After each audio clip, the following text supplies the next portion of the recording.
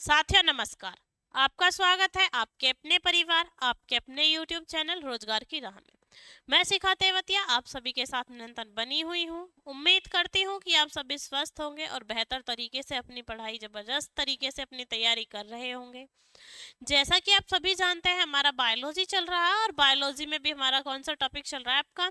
कल जो हमारी लास्ट क्लास हुई थी वो थी विषाणु की यानी वायरस की। उसके जो बाद आज हम बात करने वाले हैं तो बात करने वाले हैं हम जीवाणु की। किसकी बात करने वाले हैं? जीवाणु की यानी कि बैक्टीरिया की। कि बैक्टीरिया क्या होते हैं, किसने सबसे पहले खोज की थी, किसने उनका नामकरण किया था, या बैक्टीरिया जो है हमारे लिए किस तरीके से उपयोगी हैं, या बैक्टीरिया जो है किस तरीके से हमारे लिए हानिकारक हैं। उन सभी तरीके की हम बात करने वाले हैं। तो हम सबसे पहले बात करते हैं कि जो आपका बैक्टीरिया था इसका सर्च किसने की थी। तो सबसे पहले एक साइंटिस्ट हुए थे ल्यूवेन हॉक। कौन से हुए थे आपके? Leeuwen hoc. ल्यूवेन हॉक ने एक कोशिका थी उसमें जो बैक्टीरिया का अध्ययन किया था, यानी बैक्टीरिया सेल थी एक, उसका अध्ययन किया था। तो इसे जो नाम दिया था आपका जीवाणु, जो नाम दिया था वो दिया था आपका एहनबर्ग ने। किसने दिया था? एहनबर्ग ने दिया था। और खोज किसने की थी? आपकी ल्यूवेन हॉक ने की थी। किसने की थी? ल्यूवेन हॉक ने की थी। लुई पास्चर ने भी अपना मत दिया था कि ये जो आपकी किण्वन की प्रक्रिया है इसमें भी क्या होते हैं? बैक्टीरिया होते हैं। फिर खोज सबसे पहले किसने की थी प्लांट आपका बैक्टीरिया सेल में? वो की थी ल्यूवेन हॉक ने। तो हम किसकी बात करने वाले हैं? जीवाणु की। तो आइए शुरू करते हैं आज का टॉपिक और पढ़ते हैं जीवाणु के विषय में।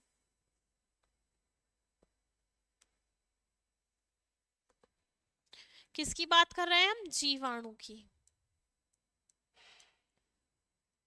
जीवाणु जिसे हम क्या बोलते हैं? आपका बैक्टीरिया भी बोलते हैं। तो संसार में सबसे पहले बैक्टीरिया सेल का अध्ययन किया था किसने? ल्यूवेन हॉक ने। और उसका नामकरण किसने किया था? आपका एहनबर्ग ने। किसने किया था? आपका एहनबर्ग ने। तो संसार में सबसे पहले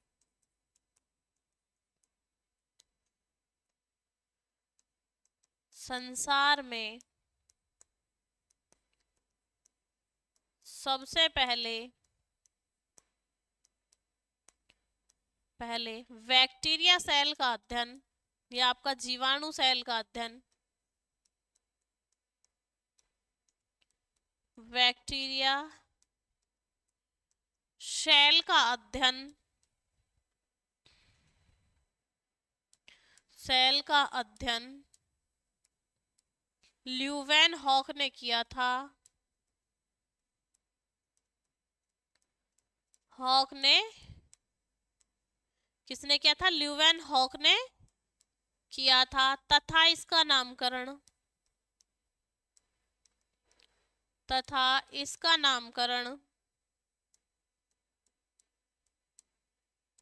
नामकरण एहनबर्ग ने किया था। एहनबर्ग ने किया था। किसने किया था? आपका एहनबर्ग ने नामकरण किया था किसका? आपका जीवाणु का। उसके बाद एक साइंटिस्ट थे लुई पास्चर। उन्होंने क्या बताया था कि सबसे पहले जो किण्वन की क्रिया होती है वो भी किसके द्वारा की जाती है? बैक्टीरियाओं के द्वारा भी की जाती है। लुई पास्चर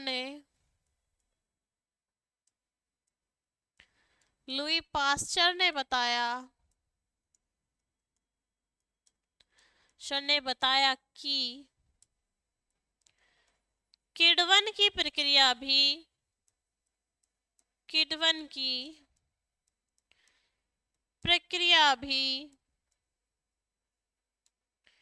बैक्टीरिया द्वारा कराई जाती है। बैक्टीरिया या जीवाणु द्वारा कराई जाती है। बैक्टीरिया या जीवाणु द्वारा कराई जाती है।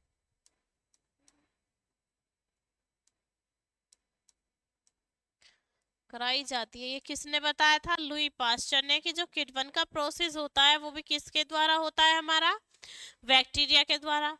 अब रॉबर्ट कोच ने बताया कि जो ये प्रक्रिया है तो वे इस प्रक्रिया को किसके नाम से जानते हैं? ऑक्सीकरण के नाम से।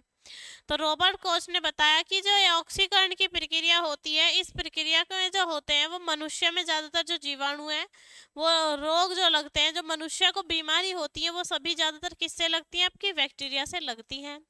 ये जो प्रोसेस था जिसे हम किण्वन की प्रक्रिया कह रहे हैं, ये प्रक्रिया कैसी है? ऑक्सीडेशन की, यानी ऑक्सीकरण क्रिया है। यह प्रक्रिया ऑक्सीकरण की प्रक्रिया कहलाती है। यह प्रक्रिया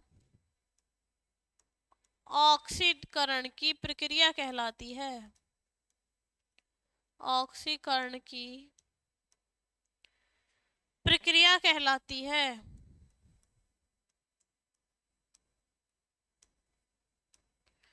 ऑक्सीकरण का क्या कहलाती है? ऑक्सीडेशन का प्रोसेस कहलाता है, ऑक्सीकरण की प्रक्रिया कहलाती है। उसके बाद रॉबर्ट कोच ने बताया कि ये जो जीवाणु हैं, बैक्टीरिया हैं, इन्हीं के कारण जो मनुष्य में रोग पैदा होते हैं। किसकी वजह से? मनुष्य में रोग लगने की वजह भी क्या है? आपका बैक्टीरिया है। रॉबर्ट कोच ने बताया, रॉबर्ट कोच ने बताया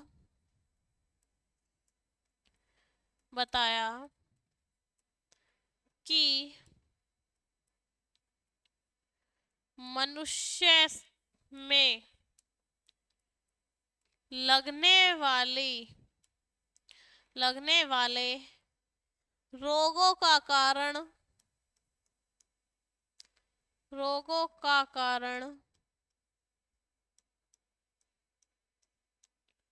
भी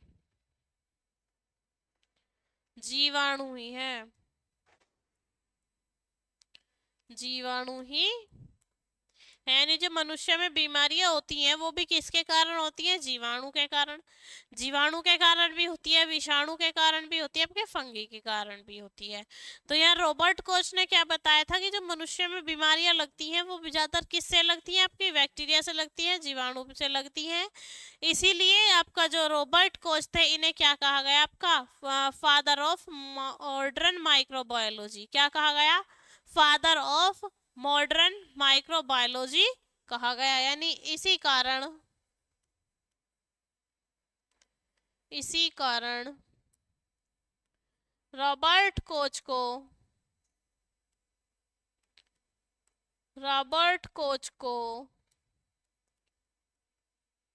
फादर ऑफ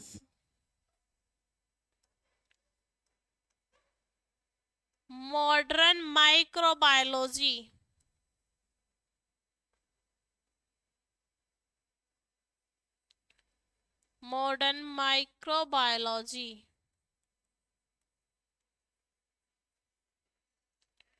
कहा गया। कहा गया आपका मॉडर्न माइक्रोबायोलॉजी के पिता कहे गए, यानी आधुनिक जो आपका सूक्ष्म जीव विज्ञान था उसके फादर कहे गए। कौन? Robert Koch. तो इन्होंने क्या बताया फिर? एक हुए थे हमारे क्या आपके एक साइंटिस्ट थे जिन्होंने क्या बताया कि जो बैक्टीरिया है वो आपका सेल वॉल में पाई जाती है, जिसे प्लांट कैटेगरी में रखा गया। यानी ये जो आपका बैक्टीरिया था वो किस में पाया जाता है? सेल वॉल में। और सेल वॉल कहाँ पाई जाती है? आपकी प्लांट में। किस में पाई जाती है? हमारी प्लांट में सेल वॉल पाई जाती है। तो इसे किस में रखा गया है? प्लांट कैटेगरी में। किसको? जीवाणु को किस में रखा गया है? आपका प्लांट कैटेगरी में रखा गया। यानी हम बात करें किसकी कि बैक्टीरिया जो है वो किस में रखा गया है? तो बैक्टीरिया को प्लांट कैटेगरी में रखा गया है। क्या पाया जाता है बैक्टीरिया में? आपका सेल वॉल। जीवाणु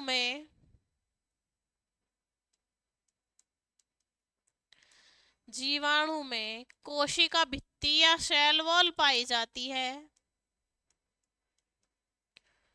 कोशिका भित्ति या सेल वॉल पाई जाती है।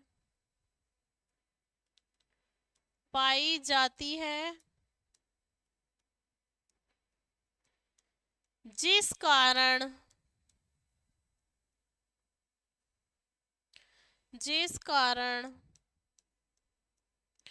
जीवाणु को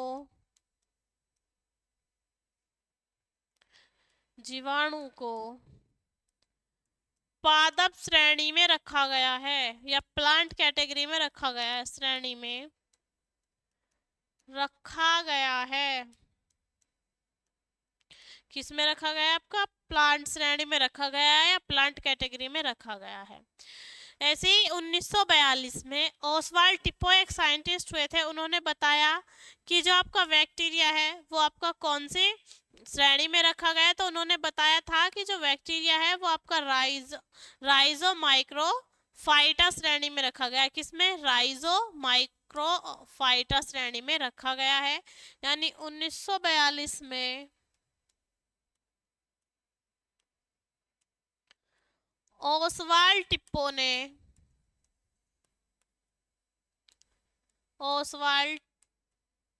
ने बताया कि जीवाणु को राइजोमाइक्रोफाइटा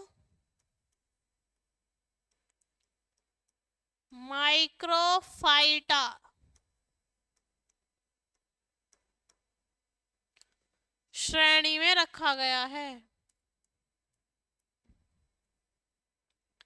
श्रेणी में रखा गया है। किस में रखा गया है आपका? राइजोमाइक्रोफाइटा श्रेणी में रखा गया है। किसको? आपका बैक्टीरिया को। उसके बाद हम बात करें कि जो बैक्टीरिया है वो कहाँ कहाँ पाया जाता है और कहाँ नहीं पाया जाता। तो जो आपका पृथ्वी पर आपका अर्थ पर दो ही जगह ऐसी हैं जहाँ बैक्टीरिया नहीं पाया जाता। एक तो अंटार्कटिका के क्षेत्र में और दूसरा आपका नहीं पाया जाता वो आपका गुर्दे में। किसमें? किडनी में नहीं पाया जाता और अंटार्कटिका के क्षेत्र में नहीं पाया जाता। यानी बैक्टीरिया कहाँ कहाँ नहीं मिलता? बैक्टीरिया या जीवाणु संसार में दो स्थानों पर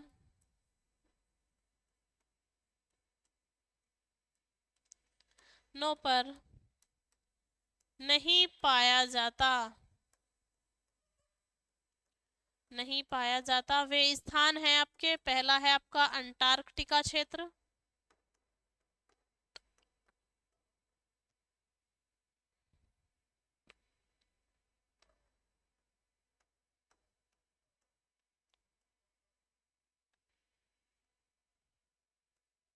अंटार्कटिका क्षेत्र, और दूसरा है आपका किडनी यानी गुर्दे, वृकक या आपका किडनी। ठीक है, ये दो क्षेत्र हैं जिसमें क्या नहीं पाया जाता? आपका बैक्टीरिया नहीं पाया जाता। अगर बात करें कि क्यों नहीं पाया जाता, तो जो बैक्टीरिया है वो बहुत ही सूक्ष्म जीव है और सजीव रहता है, लेकिन ये बहुत ठंडे प्लेस पर नहीं रह सकता। कैसे प्लेस पर नहीं रह सकता? जहाँ अत्यधिक मात्रा में बर्फ जमी हुई हो, ऐसी जगह पर ये नहीं रह सकता। तो ये क्या नहीं पाया जाता आपका? एक तो अंटार्कटिका के क्षेत्र में नहीं पाया जाता और दूसरा क्या? किडनियों में नहीं पाया जाता। अब कुछ जीवाणु उपयोगी भी होते हैं तो उनकी बात कर लेते हैं। यानी किसकी बात कर लेते हैं हम? उपयोगी जीवाणुओं की बात कर लेते हैं। किसकी बात कर लेते हैं हम? उपयोगी जीवाणु की। किसकी बात कर रहे हैं हम? उपयोगी जीवाणु की। तो उपयोगी जीवाणु में अगर हम बात करें तो सबसे पहला जो हम यूज करते हैं उपयोगी जीवाणु का या बैक्टीरिया का, वो करते हैं जंग रोधक के रूप में। किसके रूप में करते हैं हम? जंग रोधक के रूप में। जंग रोधक के रूप में। किसमें? आपका जंग रोधक के रूप में। उसके बाद हम बात करें किण्वन उत्पाद बनाने में, जैसे कि शराब है, पनीर है, सिरका है, के लिए भी हमारा किसका उपयोग होता है? हमारा जीवाणु का ही उपयोग होता है। किसका? जीवाणु का ही उपयोग होता है। किण्वन उत्पाद, शराब, पनीर, ये कैसे थे? किण्वन से के लिए,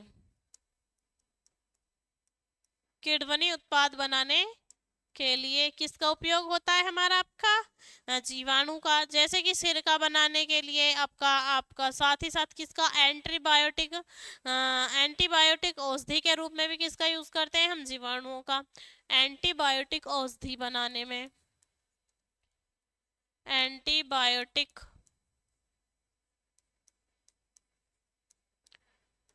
औषधि में, किसमें आपका एंटीबायोटिक औषधि में, साथ ही साथ आपका किसमें कुछ भी ऐसी चीज जिसमें आपका राइजोबियम है जो दलहनी फसलों में पाया जाता है उसके लिए भी क्या उपयोगी है आपका जीवाणु उपयोगी है, यानी राइजोबियम, राइजोबियम दलहनी फसलों में, दलहनी फसलों में किसमें राइजोबियम दलहनी फसलों में, यानी जो दाल से रिलेटेड होती हैं, जैसे आपका तिल है, उड़द है, सोयाबीन है, खाने की जितने भी प्रकार की दालें हैं सभी में क्या होता है आपका राइजोबियम होता है ना। उसके बाद हम बात करें अगर किसकी आपके दही की कि दूध से दही कैसे बन जाती है, तो लैक्टिक बेसिलसियस नामक एक जीवाणु होता है जो क्या करता है मदद करता है किसमें दूध से दही बनाने में, किसमें मदद करता है दूध से दही बनाने में। और एक होता है आपका ई कॉइल जो हमारे पाचन तंत्र का मजबूत रखता है, यानी ई कॉइल क्या है एक ऐसा जीवाणु है जो क्या करता है हमारे पाचन तंत्र को यानी डाइजेशन सिस्टम को क्या करता है अच्छा करता है और पाचन के लिए ये आवश्यक है। तो हम बात कर लेते हैं किसकी लैक्टिक बेल्सियस की, लैक्टिक बेल्सियस दूध से दही जमाने में, दूध से दही जमाने में किसका उपयोग किया जाता है हमारा लैक्टिबेल्सियस का उपयोग किया जाता है, किसका उपयोग किया जाता है लैक्टिबेल्सिस का, किसके लिए दही जमाने के लिए। फिर हम यूज करते हैं ई कॉल का, किसका यूज करते हैं ई कॉइल का, किसके लिए पाचन के लिए, किसके लिए पाचन के लिए। तो ये बात थी कि ये कुछ ऐसे आपके बैक्टीरिया थे, ऐसे आपके जीवाणु थे जो हमारे जीवन के लिए लाभदायक हैं। उसके बाद हम बात कर लेते हैं कुछ जीवाणुओं की और उनसे होने वाले रोगों की और उससे प्रभावित आपके क्या आपके तंत्र की जो हमारी ह्यूमन बॉडी है या किसी भी जीव की बॉडी है वो कौन से वायरस से इफेक्टिव होती है तब जाकर कौन सी बीमारी होती है, तो हम ये बात करने वाले हैं। ठीक है, तो हम बात करते हैं रोगों की, जीवाणुओं से होने वाले रोग। हैजा है, हैजा किससे होता है विब्रियो कैलोरी से होता है और इसका आपका किससे क्या प्रभावित होता है हमारे आंतें प्रभावित होती हैं, यानी जो हमारी छोटी आंत है और बड़ी आंत है वो इफेक्टिव हो जाती है। तो किसका होती है जब हमारा जो विब्रियो कैलोरा है वो बढ़ने लगता है, यानी विब्रियो कैलोरा जो आपका जीवाणु है उसकी मात्रा अगर बढ़ती है तो हमें क्या हो जाता है हैजा हो जाता है और ये किसको इफेक्टिव करता है आपका आंतों को। तो यहाँ हम लिख लेते हैं ये क्या थे हमारे रोग,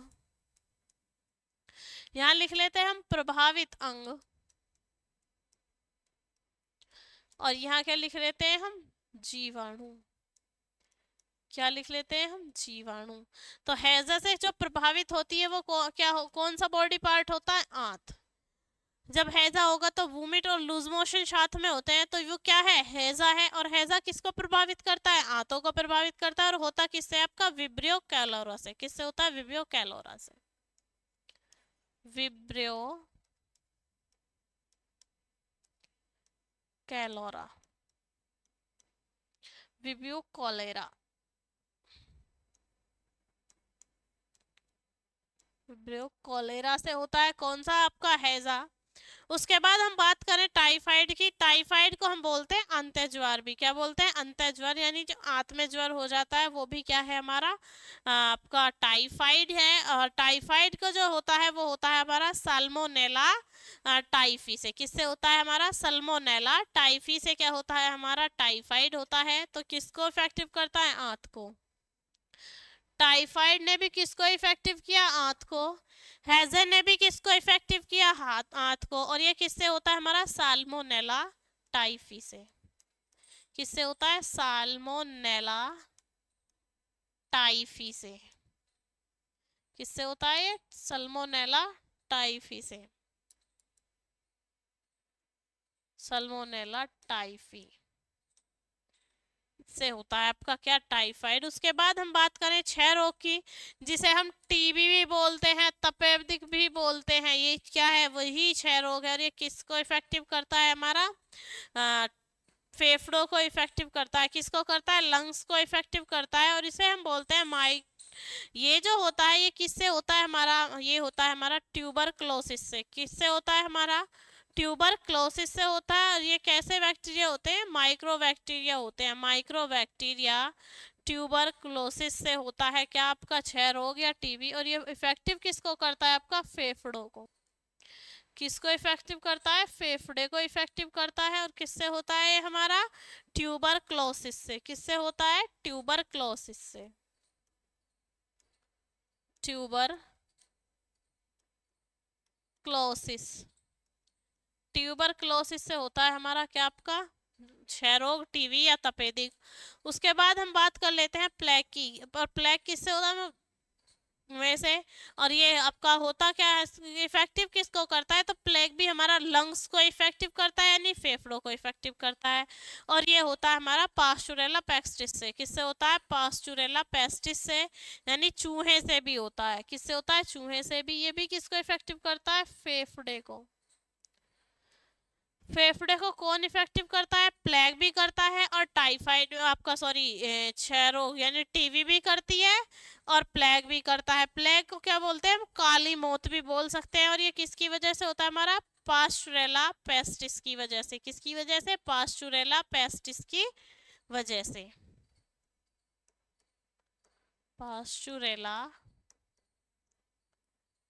पेस्टिस ये जीवाणु है, जिसकी वजह से क्या होता है? हमारे प्लेग। अब हम बात करें निमोनिया की, कि निमोनिया क्या है। तो निमोनिया जो है वो भी किसको इफेक्टिव करता है? हमारे फेफड़ों को। यानी बोल सकते हैं कि सकर बोलते हैं ना, छोटे बच्चे कह रहे हैं इसके सकर सकर हो रही है, इसकी पसलियां चल रही हैं।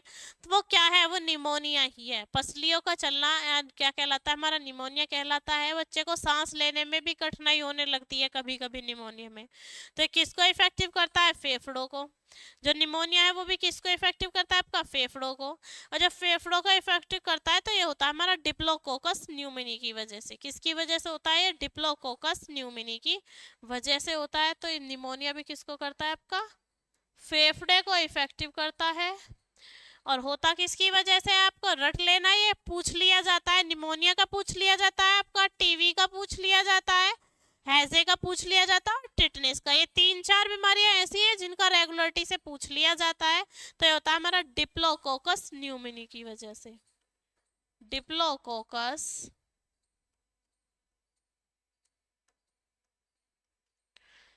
न्यूमोनी की वजह से।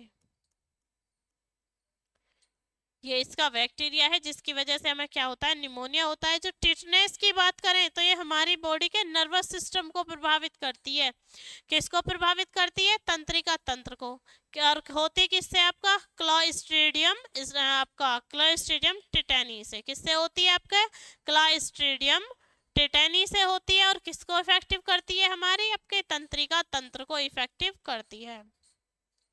टिटनेस क्या करता है? आपका तंत्रिका तंत्र को इफेक्टिव करता है। किसको इफेक्टिव करता है? आपका तंत्रिका तंत्र को। होगा किससे? आपको देखो कुछ वर्ड तो ऐसे मिल जाएंगे जो इधर से ही मिलते जुलते, जैसे निमोनिया है और यहाँ क्या है? हमारा न्यूमोनी। तो ये इफेक्ट, ये पहचान भी याद कर लेना थोड़ी सी। इसी तरीके से जो टिटनेस है उसका जो हमारा जीवाणु है वो है आपका क्लॉस्ट्रीडियम टिटेनी। क्या है? Clostridium tetani. Clostridium tetani. अब यहाँ देखो, यहाँ क्या आया? टिटेनी आया, और यहाँ क्या आया? टिटनेस आया है। तो ए और ई का ही तो फर्क है। तो क्या है? क्लॉस्ट्रीडियम टिटेनी से जो आपका होता है वो कौन सी बीमारी है? वो है आपका आपके तंत्रिका तंत्र को प्रभावित करने वाली टिटनेस बीमारी। उसके बाद अगर हम बात करें कोढ़ की, तो कोड किस किस को आपका प्रभावित करता है? वो करता है आपके तंत्रिका तंत्र को और स्किन को, यानी त्वचा को। कोड कहते किसे हैं कि मोटे मोटे दाने बन जाते हैं और उनसे क्या होता है कि जो पश होता है वो निकलने लगता है, पानी की तरह बस बहने लगता है, वो होता है कोड। और उसी से क्या होता है कि जो हमारा नर्वस सिस्टम है वो भी डिसबैलेंस हो जाता है। तो नर्वस सिस्टम और त्वचा यानी स्किन को प्रभावित कौन करता है? आपका कोड करता है। और ये होता है हमारा माइक्रो बैक्टीरियम लेप्री की वजह से। किससे? माइक्रो बैक्टीरियम लेप्री की वजह से। कोड किसको प्रभावित करता है? आपका तंत्रिका तंत्र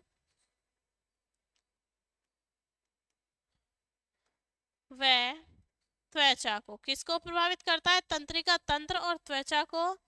होता है आपका माइक्रोबैक्टीरियम लेप्री की वजह से। किससे होता है? आपका माइक्रोबैक्टीरियम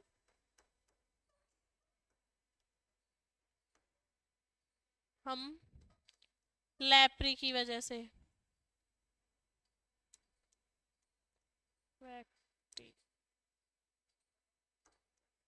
माइक्रोबैक्टीरियम लेप्री की वजह से होता है आपका कौन सा रोग? आपका कोड। उसके बाद हम बात करें काली खांसी की। किसकी बात करें हम? काली खांसी की। तो ये हमारे रेस्पायरेशन सिस्टम को क्या करती है? इफेक्टिव करती है। किसको इफेक्टिव करती है? श्वसन तंत्र को। किसको इफेक्टिव करती है? श्वसन तंत्र को। और ये होती है हमारी हिपोप्लिस पर्शिया द्वारा। किसके द्वारा? हिपोप्लिस पर्शिया के द्वारा ये श्वसन तंत्र को इफेक्टिव करती है। काली खांसी किसको इफेक्टिव करती है? श्वसन तंत्र को। रेस्पायरेशन सिस्टम को इफेक्टिव करती है कौन? आपकी काली खांसी। और होती किसके कारण है? ये हीमोफिलिस पाइटिस के कारण। हीमोफिलिस पर्टिस के कारण। हीमोफिलिस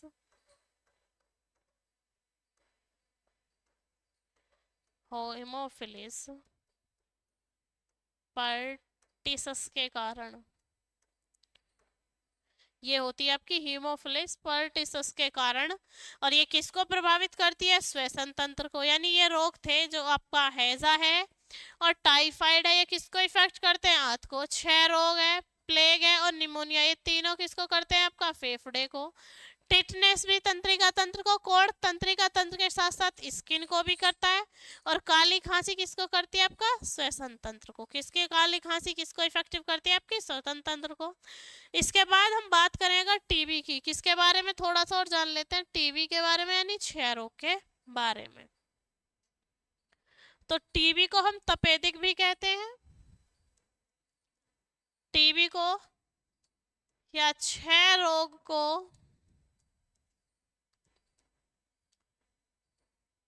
तपेदिक भी कहते हैं।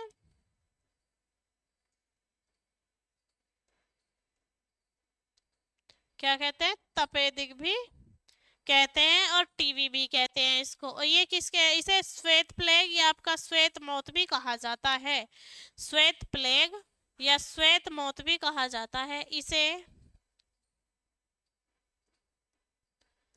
श्वेत प्लेग, प्लेग जो बीमारी है हमारी, वह श्वेत मौत भी कहा जाता है। भी कहा जाता है। कहा जाता है क्योंकि यह दूषित दूध से होती है। क्योंकि यह दूषित दूध से होती है। क्योंकि यह दूषित दूध से होती है। किससे होती है? जो टीबी है आपकी तपेदिक बीमारी दूषित दूध से होती है, या रखा हुआ दूध, जैसे कि तो सुबह से शाम तक तो दूध चल जाता है, शाम का दूध अगले दिन सुबह तक भी चल जाएगा, लेकिन वो क्या आप एक ही दिन के दूध को 2-3 दिन तक यूज कर रहे हैं तो वो कहीं ना कहीं क्या करेगा? दूषित हो जाएगा। और दूषित दूध से क्या होता है? हमें तपेदिक होता है, यानी टीबी होती है। जो टीबी के टीके की बात करें तो उसकी खोज की थी हमारी रॉबर्ट कोच ने। किसने की थी? रॉबर्ट कोच ने। टीबी के टीके की खोज, टीबी के टीके की खोज खोज वर्ट कोच ने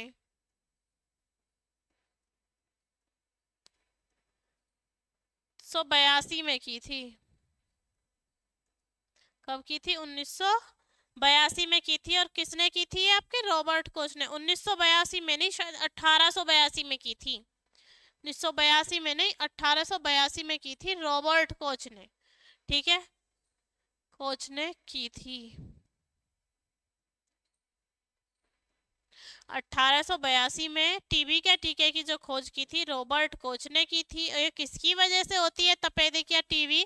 दूषित दूध की वजह से होती है। और जो आपका राष्ट्रीय क्षय रोग उन्मूलन का कार्यक्रम शुरू किया गया था, नहीं नहीं, राष्ट्र से टीबी को भगाना या टीबी को समाप्त करने का जो कार्यक्रम शुरू हुआ था वो हुआ था हमारा 1992 से। कब से हुआ था? 1992 से। यानी राष्ट्रीय क्षय रोग उन्मूलन, क्षय रोग उन्मूलन, क्षय रोग उन्मूलन 1992 से शुरू हुआ। 1992 से शुरू हुआ, यानी 1992 से ये शुरू हो गया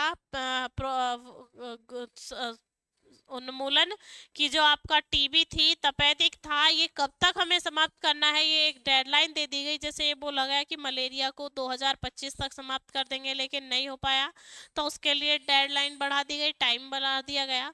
उसी तरीके से जो आपका क्षय रोग था उसके उन्मूलन के लिए जो कार्यक्रम शुरू हुआ था वो कब हुआ था? हमारा 1992 से शुरू हुआ था, जो अभी तक भी चल रहा है। और उद्देश्य क्या है कि जो भारत है उसे आपका क्षय रोग से मुक्त बनाना है या टीबी से मुक्त बनाना है। और हैजे के बचाव के लिए जो हम सबसे ज़्यादा यूज करते हैं, तो वो उनका यूज करते हैं हम ओआरएस घोल का।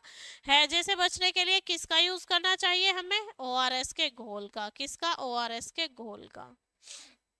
हैजे से बचाव के लिए, हैजा से बचाव के लिए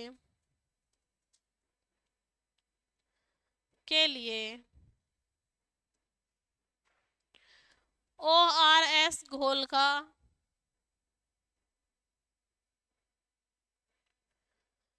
उपयोग करना चाहिए, करना चाहिए, उपयोग करना चाहिए। उसके बाद हम बात करेंगे जीवाणु से होने वाले पादप रोगों की। यानी जो जीवाणु है, जो बैक्टीरिया है, उससे जो हमारे पादप जगत में जितने मतलब पौधों में बीमारियां होती हैं वो कौन कौन सी हो सकती हैं।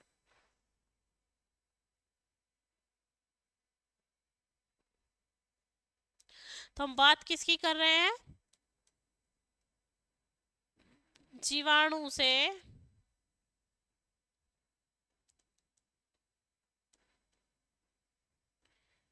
पादप में होने वाले रोग।